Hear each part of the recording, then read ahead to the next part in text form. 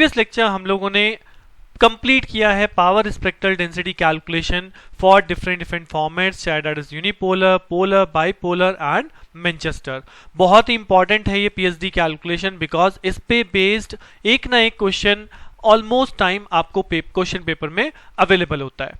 Now from this lecture जो हम लोग स्टार्ट करने जा रहे हैं, the next topic in your unit that is called pulse shaping.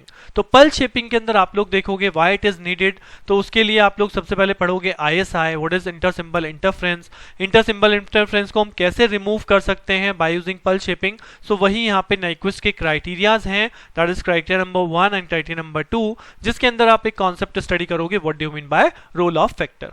तो चलिए स्टार्ट करते हैं pulse shaping.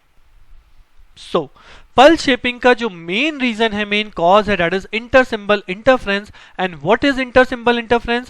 That is spreading of a pulse beyond it's interval TB। हमने अब तक पढ़ा है कि एक पल्स की ड्यूरेशन क्या लेते हैं, हम एक पल्स की ड्यूरेशन लेते हैं TB। सो अगर हमारी पल्स इस TB इंटरवल से ज्यादा स्प्रेड हो जाती है, देन क्या होगा, देन वो सेकेंड पल्स के साथ क्या कर जाएगी, सेकेंड पल्स के साथ ओवरलैप कर जाएगी, and this overlapping forms is called ISI, that is inter symbol interference, right, which cause error in the correct detection of the pulse, because अब receiver end पे पता ही नहीं चलेगा पल्स कहां से स्टार्ट हो रही है, right? तो this is called ISI. Now what is the main reason behind this ISI, या ISI क्यों जनरेट होता है? अगर हम और देखें इसके कॉज के बारे में, so मैंने यहाँ पे लिखा है basic cause of ISI, that is what, हमें जो पल्स ट्रांसमिट करनी है वो हर एक TB इंटरवल पे करनी है, मतलब हर एक TB इंटरवल के बाद हमको एक पल्स सेंड करनी होती है। नाउ जो हमारा चैनल है उसकी बैंडविड्थ कैसी है, वो एक फाइनाइट बैंडविड्थ रखता है। So we are considering time limited pulses, therefore such pulse can not be band limited and part of their spectra is suppressed by a band limited channel. मतलब हमारे पास टाइम लिमिटेड पल्सेस हैं but वो band limited channel से pass हो रही हैं, सो उन पल्सेस का टाइम ड्यूरेशन आप बैंड नहीं कर रहे हो, लिमिट नहीं कर रहे हैं, राइट? जिस वजह से वो पल्सेस रिसीवर एंड पे जाके स्प्रेड हो जाती हैं, और उसी स्प्रेडिंग आउट को हम लोग क्या बोलते हैं, that causes pulse distortion spreading, that is called ISI, right? So this is the base cause of ISI। अगर आपको ISI लिखने के लिए आ जाता है कि what do you mean bye ISI या बेसिक कॉज ऑफ ISI, तो आप ये टर्म्स वहां पे मेंशन कर सकते हैं। नाउ अब ISI को रिमूव कैसे किया गया? तो रिमूव करने के लिए निक्विस्ट ने दो क्राइटेरिया प्रोवाइड किए थे, how to eliminate ISI, that is Nyquist criteria for 0 ISI and the second one is raised cosine spectrum. तो वन बाय वन इन्हें देखते हैं ये क्राइटेरिया क्या है। So first one, Nyquist criteria for 0 ISI। So Nyquist ने हमें बताया कि अगर हम एक ऐसी पल्स शेप चूज करें जिसके अंदर नॉन जीरो एम्पलीट्यूड है एट इट्स सेंटर, सेंटर मतलब at t is equal to 0, at t is equal to 0 पे ऐसी पल्स शेप हो जिसमें मैग्नीट्यूड हो, but other than t is equal to 0 अगर उसमें कोई भी वैल्यू है तो दैट विल बी 0। तो निक्विस्ट सेड कि हम इस ISI को इंटर सिंबल इंटरफेरेंस को 0 कर सकते हैं अगर हम एक ऐसी पल्स चूज करें जो मैथमेटिकली इस तरह से डिफाइंड है, जो मैंने अभी बोला कि at t is equal to 0 its amplitude is 1, but other than t equals to 0 यहाँ पे मैग्नीट्यूड लाई नहीं करता, where TB is equal to 1 by RB, that is called bandwidth. So अगर हम इस तरह की पल्स ढूंढे तो इस तरह की pulse there exists only one pulse that meet this Nyquist first criteria and has a bandwidth of RB by 2, और इस पल्स को हम रिप्रेजेंट करते हैं सिंक फंक्शन से। जी हाँ, सिंक NRBT। और सिंक फंक्शन कैसे ड्रॉ किया जाता है ये भी आप लोगों को पता है। तो this is the sinc function जिसमें आपका मेन t इक्वल्स टू 0 पे एम्पलीट्यूड होता है, उसके अलावा जो माइनर लोब्स होते हैं वहां पे लगभग एम्पलीट्यूड 0 कंसिडर किया जाता है। एंड अगर हम इस पल्स का फुल ट्रांसफॉर्म कैलकुलेट करें तो this is the full transform, this given by the pulse that is a rectangular wave function. So यहाँ पे रिप्रेजेंटेड है PW is equal to 1 by RB, rectangular function omega by 2 pi RB, जो कि यहाँ पे show करता है this is the bandwidth of RB, right? So Nyquist criteria जो कहता है कि 0 ISI करने के लिए हमें एक पल्स चाहिए, और ये पल्स शेप कैसी होनी चाहिए, ये पल्स शेप सिंक फंक्शन होना चाहिए। बट इस सिंक फंक्शन की भी अपनी कुछ लिमिटेशन है। लिमिटेशन क्या है? अगर हम लिमिटेशन की बात करें, so the pulse decays to slowly at a rate of 1 by t, यानी अगर ये पल्स है तो ये बहुत ही स्लोली स्लोप से 1 by t के स्लोप से डिके करती है, जो कि एक प्रॉब्लम है। सेकेंड प्रॉब्लम की बात करें तो pulse is impractical because it starts at minus infinity. अगर आप इस पल्स को देखेंगे तो ये माइनर लोब माइनस इन्फिनिटी तक पहुंचते हैं, ये माइनर लोब प्लस इन्फिनिटी तक पहुंचते हैं। तो बेसिकली ये पल्स जो है वो माइनस इन्फिनिटी से स्टार्ट हो रही है, हमें ऐसी पल्स लाना ही बहुत मुश्किल काम है। तीसरा यहाँ पे बोला जाता है कि an attempt to truncate it would increase it bandwidth beyond RB by 2 hertz.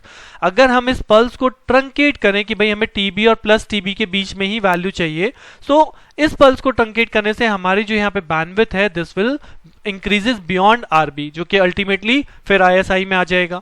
और अगर हम नेक्स्ट देखें तो we would have to wait infinite time to generate it. अगर आप देखो ये पल्स माइनस इन्फिनिटी से शुरू हुई थी और इस तक आते आते, यानी हमें तो रिक्वायरमेंट कहाँ पे है, हमारी अल्टीमेटली रिक्वायरमेंट तो यहाँ पे आती है जब ये माइनस टीवी पे आती है।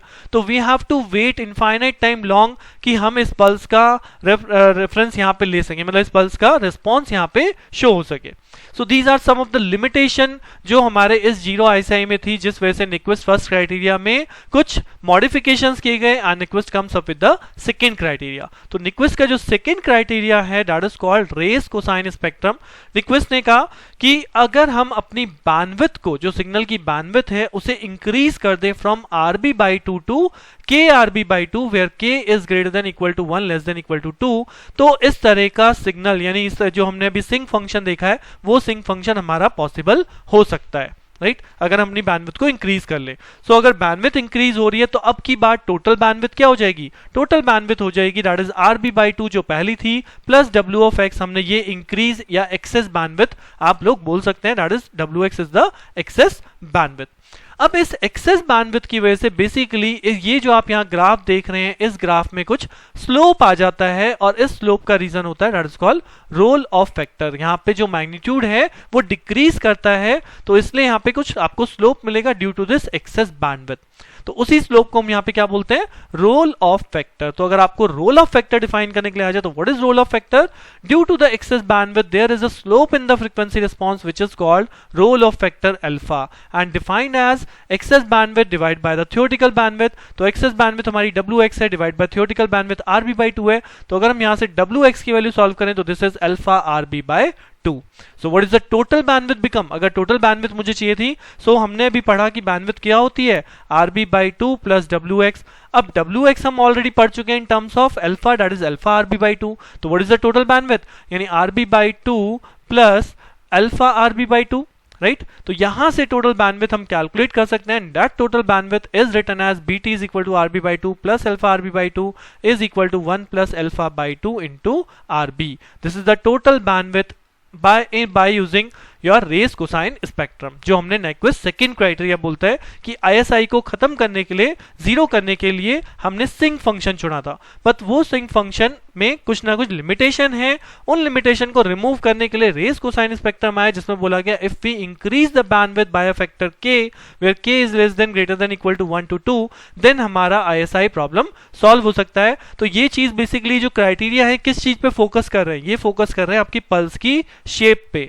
That's why this is the topic called pulse shaping. की पल्स शेपिंग क्यों आया है, ड्यू टू आईएसआई, आईएसआई को रिमूव करने के लिए we required a particular pulse shape, right. So all things are related together. यहाँ पे बहुत सारे टॉपिक हैं आपके, इस सब टॉपिक में ही बन सकते हैं। अगर आप पे पल्स शेप पूछा जा रहा है तो भी आप डिफाइन कर सकते हैं, अदरवाइज आपसे न्यक्विस्ट क्राइटेरिया पूछ सकता है, आईएसआई पूछ सकता है, रोल ऑफ फैक्टर पूछ सकता है। छोटे छोटे टॉपिक्स हैं जहाँ पे आपको क्वेश्चन पुटअप किया जा सकता है। नेक्स्ट अगर मैं इस टॉपिक पे बात करूं तो एक न्यूमेरिकल क्वेश्चन मैंने यहाँ पे रखा है, सिंपल सा। A communication channel of bandwidth 75 kilohertz is required to transmit binary data at a rate of 0.1 Mbps। So this is the total bandwidth of your channel and this is 0.1 megabit per second। So this is 0.1 into 10 to the power 6 bits per second। तो ये क्या है, ये हमारा rate है, transmission rate. और channel bandwidth क्या है, this is BT is equal to 75 kilohertz. तो यहाँ पे आपसे पूछा गया determine alpha, what is the value of alpha. तो अभी हमने पढ़ा था what is the formula, BT is equal to 1 plus alpha RB by 2। तो यहाँ से आपको अल्फा की वैल्यू कैलकुलेट करनी है, तो what is the value of alpha over here. तो आप यहाँ से सॉल्व करोगे तो 1 plus alpha is equal to हो जाएगा 2 BT बाई RB, राइट। और अल्फा की वैल्यू हो जाएगी 2 BT by RB minus 1। So what is the BT value? BT is 75 into 10 to the power 3, तो हो जाएगा 2 into 75 into 10 to the power 3 divided by 0.1 into 10 to the power 6, यानी कि ये वैल्यू यहाँ से कैंसिल आउट हो गई, ये हो गया 3।